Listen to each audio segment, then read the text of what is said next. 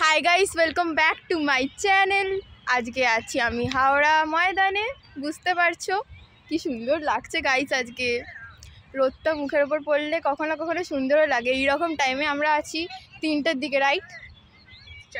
4টে, বাহ, 1 ঘন্টা কমে বলেছি, বেশি। দেখতে পাচ্ছ চুড়াল গাইস, সবকো চুড়াল চুড়াল কো আই বল দো। দেখতে পাচ্ছ পিছন থেকে একটা কাকু কি একটা বল।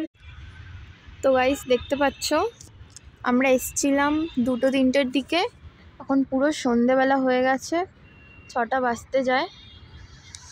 প্রচণ্ড ঠান্ডা লাগছে গাইস, এত ঠান্ডা, তার মধ্যে পুরো মাঠের মধ্যে বসে আছি মাঝখানে। অবস্থা বুঝতেই পারছো, কিচ্ছু দেখা যাচ্ছে না, এখানে কুয়াশা মতন পড়ে গেছে, এখনই এরকম অবস্থা। লাইটটাও খুব সুন্দর লাগছে অবশ্য দেখতে।